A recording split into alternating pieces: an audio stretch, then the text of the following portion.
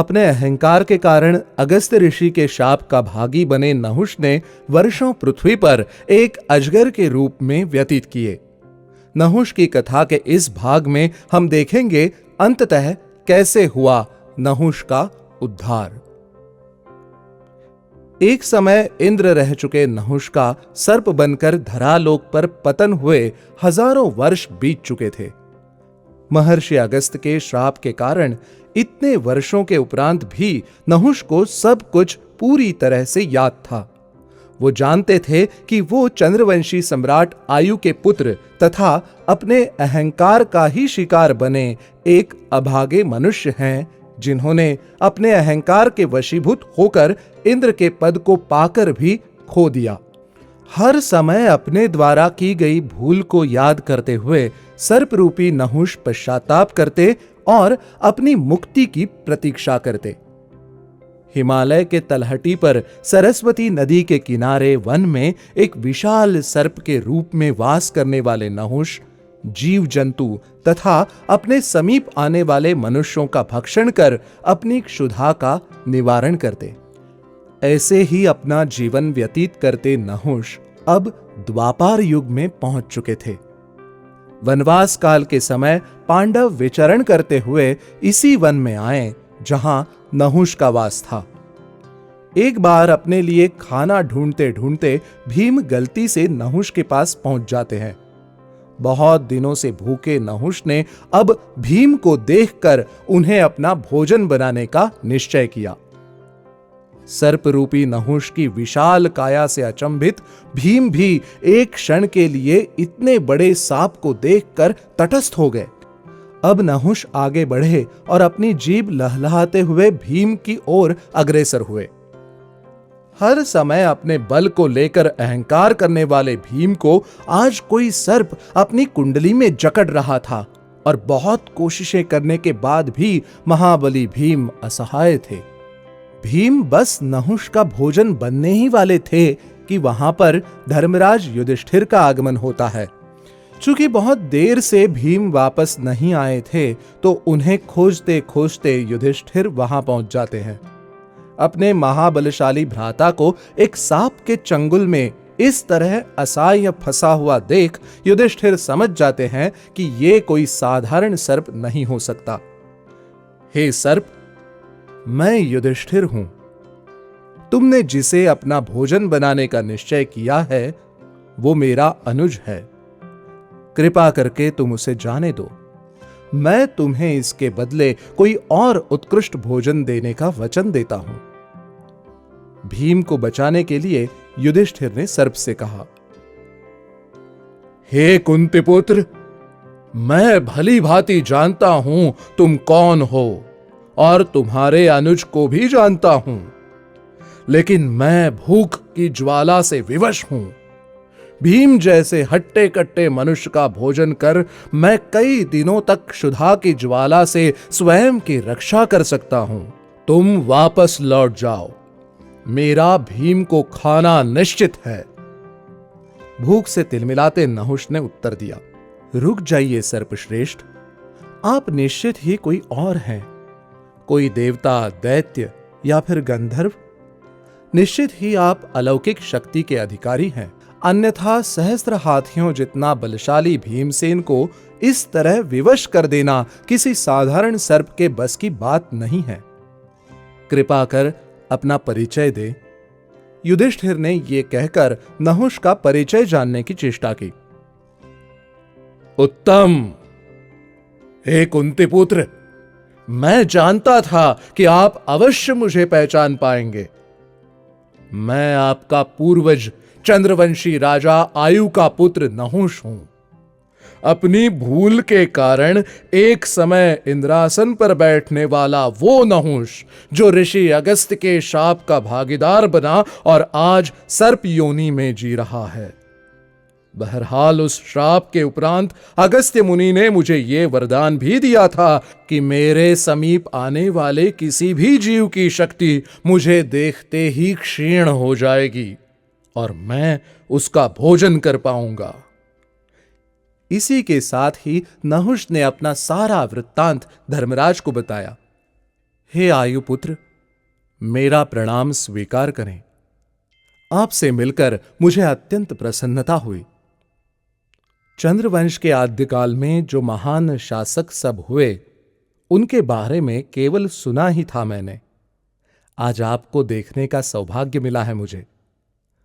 परंतु हे नहुष, आप हमारे पूर्वज होने के नाते हमारे रक्त संबंधी भी हुए। हमारी शिराओं में भी चंद्रवंश का ही रक्त प्रवाहित हो रहा है। इस तरह अपने ही वंश के भीम का भक्षण करना आपके लिए वर्जित है आयुपुत्र। अपने शास्त्र ज्ञान का उपयोग करते हुए युधिष्ठिर ने नहुष से कहा। अब तो नहुष भी धर्मराज के ज्ञान और चतुराई से प्रभावित हो चुके थे। उन्होंने युधिष्ठिर से कहा, ठीक है पांडुपुत्र, यदि तुम ऐसा चाहते हो तो मैं तुम्हें तुम्हारे अनुज के प्राणों की रक्षा करने का एक अवसर अवश्य दूंगा। यदि तुम मेरे प्रश्नों का सटीक उत्तर देने में सफल होते हो तो मैं भीम को छोड़ दूंगा, अन्यथा तुम मेरे और मेरे भोजन के बीच में नहीं आओगे। युधिष्ठिर को अपनी शर्त सुनाते हुए सर्परूपी नहुष ने कहा, ठीक है आयुपुत्र, पूछिए जो पूछना है। मैं आपके समस्त प्रश्नों का उत्तर देने के लिए प्रस्तुत हूं। युधिष्ठिर ने कहा,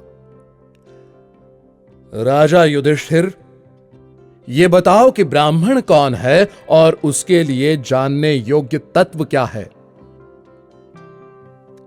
सर्पराज, जिसमें सत्य, दान, क्षमा, सुशीलता, क्रूरता का अभाव, तपस्या और दया ये सद्गुण दिखाई दें, वही ब्राह्मण कहा गया है। सर्प, जानने योग्य तत्व तो परम ब्रह्म ही है, जो दुख और सुख से परे हैं तथा जहां पहुंचकर अथवा जिसे जानकर मनुष्य शोक के पार हो जाते हैं। युधिष्ठिर ने ब्राह्मण की व्याख्या करते हुए उत्तर दिया, परंतु ये सभी गुण किसी शूद्र में भी तो पाए जा सकते हैं। पुनः नहुष ने प्रश्न किया, अवश्य।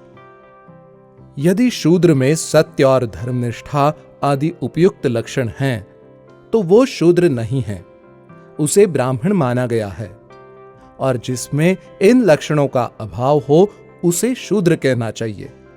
युधिष्ठिर ने उत्तर दिया, हे धर्मराज, यदि किसी व्यक्ति की जाति केवल उसके कर्म से ही निर्धारित की जाए, तो जन्म से जाति का निर्धारण कितना उपयोगी है।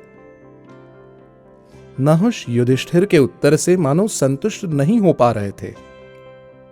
हे सर्पराज, इस विषय में स्वयंभू मनु ने विस्तार से आलोचना की है कि हर शिशु के जन्म उपरांत जब तक उसे वेद ज्ञान नहीं कराया जाता, वो किसी भी जाति में जन्म क्यों न लिया हो, रहता शूद्र ही है। अतएव ये निर्देश है कि पिता को आचार्य और माता को सावित्री बन अपने नवजात को वेद का ज्ञान देना अत्यंत जरूरी है। केवल यही नहीं सर्पराज, स्वयंभू मनु ने आगे कहा है कि विभिन्न जातियों के बीच में विवाह हेतु जन्मित संतानों के असल जाति का निरूपण तब तक संभव नहीं है जब तक वे अपने जाति अनुरूप निर्धारित गुणों का प्रदर्शन नहीं करते। हे नहुष, सटीक धर्म का आचरण कर और सत्य मार्ग पर चलकर कोई भी शूद्र ब्राह्मण बन सकता है, और इसका पालन न करके कोई भी ब्राह्मण बनकर पैदा हुआ मनुष्य शूद्र बन सकता है। युधिष्ठिर ने नहुष को जाति की व्याख्या करते हुए कहा। वेदज्ञ नहुष के साथ ज्ञान की चर्चा करते हुए युधिष्ठिर ने भी उनसे धर्म संबंधी कई प्रश्न पूछे। सबसे पहला प्रश्न यह था कि मनुष्य मोक्ष की प्राप्ति कैसे कर सकता है, जिसके उत्तर में नहुष ने कहा, हे भरतवंशी, जो मनुष्य उचित दान धर्म करता हो, सदैव मीठा और सत्य वचन बोलता हो तथा किसी भी प्राणी को किसी भी तरह की कोई पीड़ा नहीं देता हो, उसका मोक्ष को प्राप्त करना निश्चित है। हे सर्पश्रेष्ठ, कृपा कर इसकी और व्याख्या करें कि दान और सत्य वचन में उत्कृष्ट धर्म कौन सा है, और सदाचार एवं किसी प्राणी को हानि न पहुंचाने के बीच में किस आचरण को चुना जाना चाहिए। युधिष्ठिर ने इस विषय को और जानने में अपनी रुचि दिखाई। हे कुंती कुमार, ये सभी गुण अपने आप में एक से बढ़कर एक श्रेष्ठ हैं। परिस्थिति के अनुसार इनका स्वरूप निर्धारित किया जाता है, जो केवल आवश्यकताओं के अनुरूप तय होता है। इसके अतिरिक्त ये भी ज्ञात रहे राजन कि जहां मीठा परंतु मिथ्या बोलना पड़े, वहां सदाचार के गुण का त्याग कर सत्य को ऊपर करना चाहिए। वहीं किसी जीव के प्राणों का मूल्य किसी भी दान धर्म से ज्यादा जरूरी है।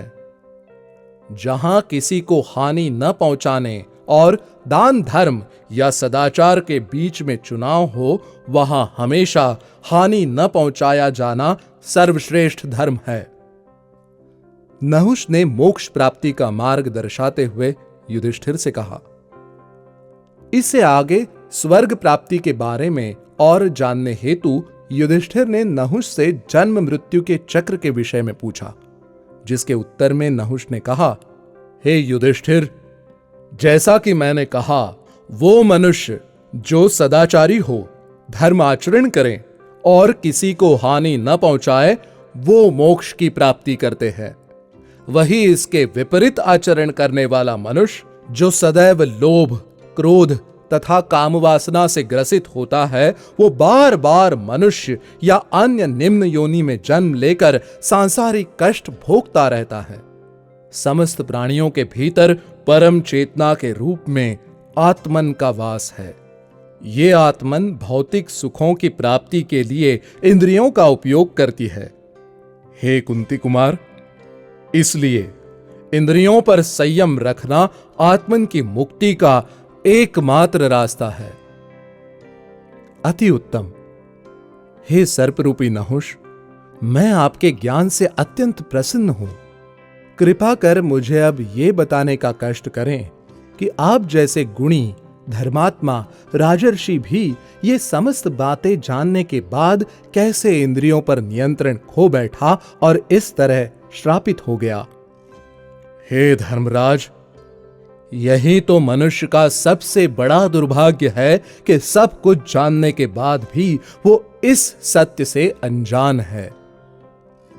समृद्धि और संपन्नता की चमक बड़े से बड़े विद्वान को भी अंधा बना देती है। इंद्रपद के अहंकार ने मुझसे भी ये मूर्खता करवा दी थी, परंतु धन्यवाद आपका जो यहां आकर आपने मुझसे इस ज्ञान की चर्चा की। अगस्त्य ऋषि के कहे अनुसार आपसे धर्म संवाद करने के उपरांत ही मैं पुनः स्वर्गलोक लौट सकता था। अब आपने मेरी मुक्ति का द्वार खोल दिया है युधिष्ठिर। ये कहकर सर्प रूपी नहुष ने भीम को छोड़ दिया। भीम को छोड़ने के साथ ही नहुष पर से भी ऋषि अगस्त्य के दिए हुए शाप का अंत हो चुका था। अपने मूल रूप में वापस आने के पश्चात नहुष ने युधिष्ठिर और भीम को आशीर्वाद दिया और अपने नश्वर शरीर का त्याग कर स्वर्ग लोक की ओर प्रस्थान किया।